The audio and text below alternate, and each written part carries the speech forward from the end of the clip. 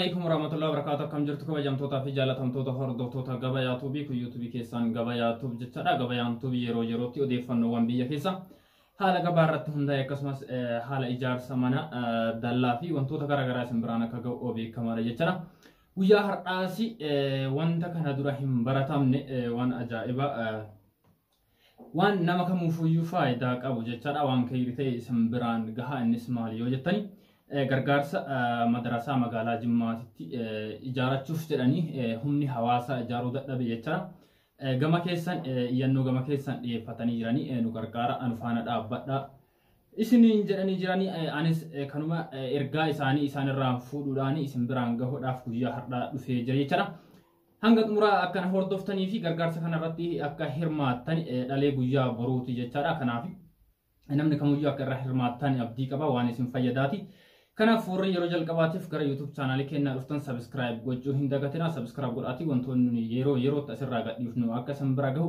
irraa fayyadamaa akka taataniif subscribe yoo gootan faayida qabeessa taatu jechaadha kanaaf wantoota nuti gadhiifnu nu jajjabeessuudhaaf like godhaati viidiyoota keessan biraan share godhaa gahaa isiniin jedha kanaaf akkuma jalqabaa irratti kaase magaalaa Jimmaatitti ijaarsa madrasaa ijaarachuu barbaadanii magaalaa Jimmaa keessatti jechaadha naannoo ganda hirmaata maatinaafa jedhamu warroonni beektan ni jirtu jechaadha naannoo kanatti madrasaa ijaarachuuf jedhanii hawaasichi humna dhabuudhaan ijoolleen achitti barnoota baratan yookaan immoo quraana qara'anii mana ijaarachuu dadhabanii sharaa waxxaraniiti sharaa kana jalatti baratan jechaadha daaraa keessatti waan baay'ee tokko garaa nama nyaatuu fi waan baay'ee tokko namatti dhagahamu ijoolleen daa'immanii humna aduu hin dandeenye aduu keessa guyyaa guutuu taa'uudhaan achi keessatti barataa oolanii kun immoo tuyyuu nama kamuyyuu baay'ee itti ulfaachuu irraa kan ka'e garaa guruupii WhatsApp irratti uumanii gargaarsa hedduu kan gargaaraa jiran namoonni hedduu kan irratti hirmaatan jiran jechaadha kanaaf isinis warra hin hirmaanne karaa lakkoofsa akkaawuntii isiniif kenna lakkoofsa kanarratti akka gargaartanii akka faana dhaabbattanii akka faana dhaabbannu isiniin jechuu barbaadeeti jechaadha kun wanta ofii keessanii isin fayyadu waan gubbaa kanarratti hojjetan gubbaa kanarratti itti fayyadamtanii fixuu dandeettan jechaadha kun ammoo waan guyyaa boruutiif ol kaa'attanii itti dhaquu dandeettanii namoonni hedduu namoonni hundi akka irratti hirmaattan ammoo abdii qaba akka nu gargaartan ammoo maqaa rabbii guddaatiin isin gaafanna jedhanii jiranii anis amaanaa kana maqaa rabbii guddaatiin gama keessanitti isiniin gaha jechaadha ammoo akka irratti hirmaattan abdii qaba walumaan irratti hirmaannaa isiniin jira kanaaf viidiyoo amma argitan kana jechaadha wanta baay'ee tokko namatti dhagamu akka viidicha laalleetiin walitti deebinamee viidicha dhageeffadha. Assalaamu alaykum wa rahmatullahi wa barakaatuh. Wa alaykum assalaam wa rahmatullahi wa barakaatuh. MashaAllah kuno ijoolleen akkanatti adda keessa dhaabatanii kunoo bakkee madrasaa ijoolleetti qaraan kunoo sharaa isa isin argaa jirtanu kunoo aduudha ingubaa yeroo bokkaan roobee bokkaan keessa roobaa bakki jirri keessa ta'an isin jiru qorqorroo barbaanna feerroo barbaanna akaa barbaanna egaa akkuma daa'ima keessaniiti jechuudha daa'imni kun kuno quraana rabbiiti jettee kuno qottoo keessatti dhuftee qara'aa jirti kanaafuu rabbiin isin gargaaru ijoollee daa'ima kanaaf mana quraana rabbii itti ijaaraa akkuma argaa jirtan kana ijoollee amma kana gaanu mana barumsaa deemanii haraqaadhaan baratu kanaafuu MashaAllah rabbiin isin gargaaru kuno ijoollee kanatti qara'anii rabbiin isin gargaaru nu gargaara wassalamu alaykum wa rahmatullahi wa barakatuh. Okay akkuma amma dhageettan viidicha irratti dhageettan jechaadha qarqaarsa kanas kan gaafatanii qarqaarsi kunis kan irratti walitti qabamu ustaaza amma argaa jirtan kana irratti jechaadha isaanumatu achi keessatti barsiisa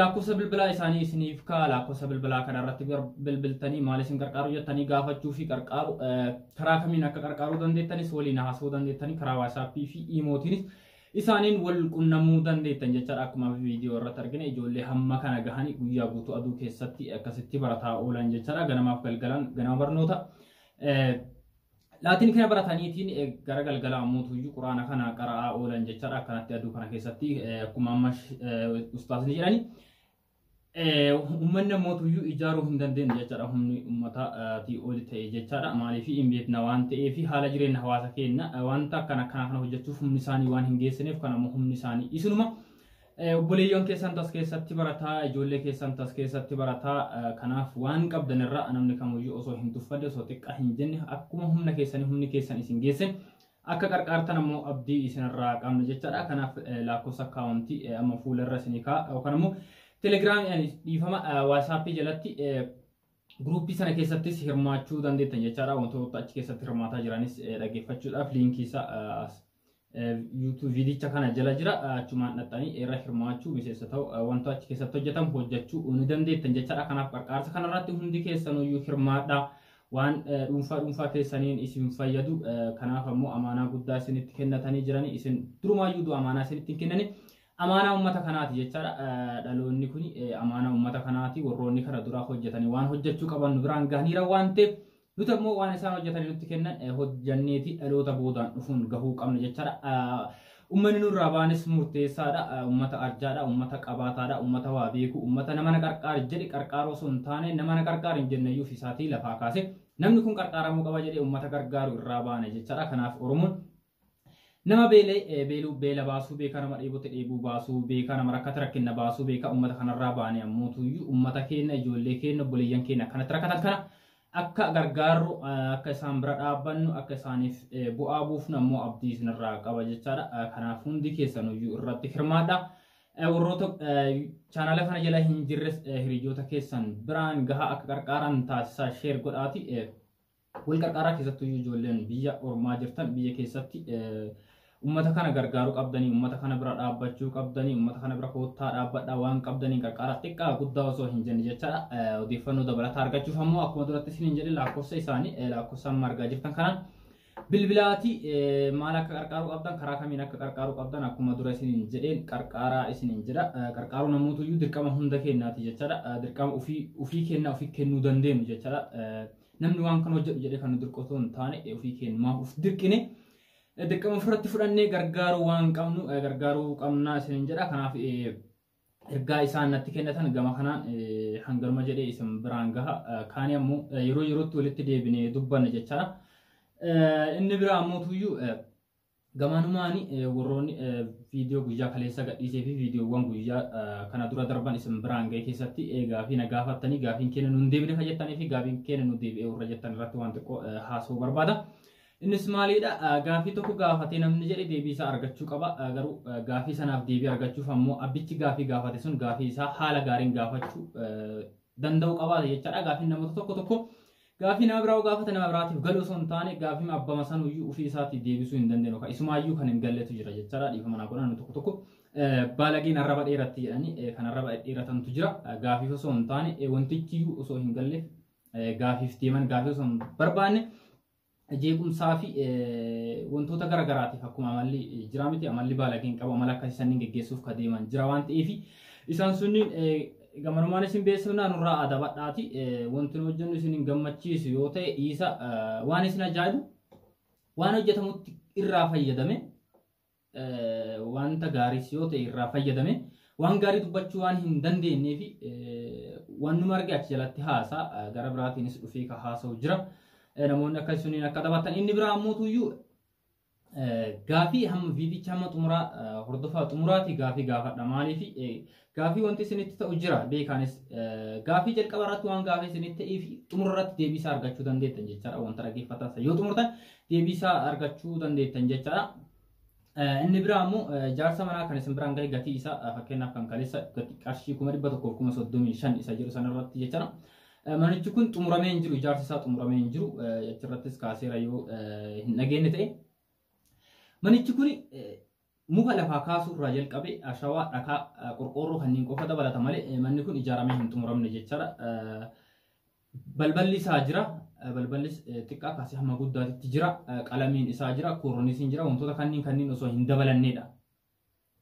Namni tokko qarshii 300 itti baasuu dandeettan maaliif lafa sana irratti haxiree kooroniisii galchee balbala isaa galchee foddaa isaa galchee qalamii isaa dibee hagas fixuu danda'a.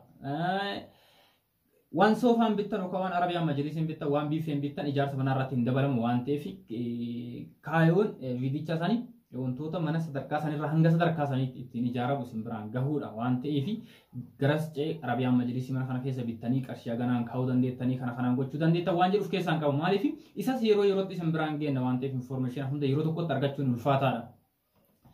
Inni biraa ammoo fakkeenyaaf koomentii jalatti na gaafachuu dandeettanii gara WhatsApp yookaan ammoo imootiin na gaafachuu dandeettan. Innis maali mana luukii 45 hin barbaaddan yoo ta'e mana luukii 45 ijaaruuf qarshii hangam fixa jettanii gaafachuu yoo barbaaddani gaafii kanaaf deebii yeroo san deebisuun ulfaataadha.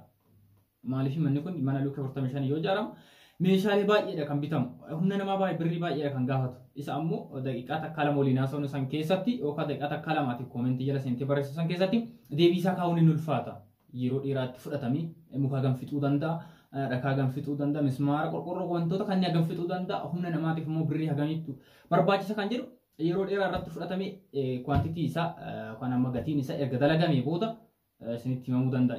Kanaaf gaafii gaafattan irratti ammoo obsayyoon eeggattan isinii deebisuu dandeenya gaafiin akkanaa kunniin yeroo sanitti deebi'uun hin danda'u. Kanaaf ammoo gaafii akkasii yoo gaafattan obsaan eeggachuudhuma qabdanii maaliif namoonni nu hordoftan hundinuyyuu wal qixanaaf waan taataniif namni gaafate gaafii isaatiif deebii argachuu qaba. Kanaaf haalli gaafii garaagaraa waan ta'eef yeroo garaagaraatti deebii argachuu danda'a. Inni kun kana fakkaataa wantoonni gaafachuu qabdan yoo jiraate wantoonni beekuu qabdan waan kana beekuu qabna yoo jettan kan jira jettan yoo jiraate gara keessaattinis ta'e gara koomentiitti dhuftanii nu gaafattanii deebii isaanii argattanii isin deebisuudhaaf ammoo yeroo kamiyyuu nuti qophiidha. Kanaaf wantoota waan ammarraa hafe yeroo biraa deebinee haasofna. Marii jalqaba yookaan waa'ee jalqaba haasofne sanirratti qarqaarsa madarasa sanirratti hundi keessan iyyuu jabaadhaa hirmaadhaa waan biroo keessanii isin fayyadu isiniin jira.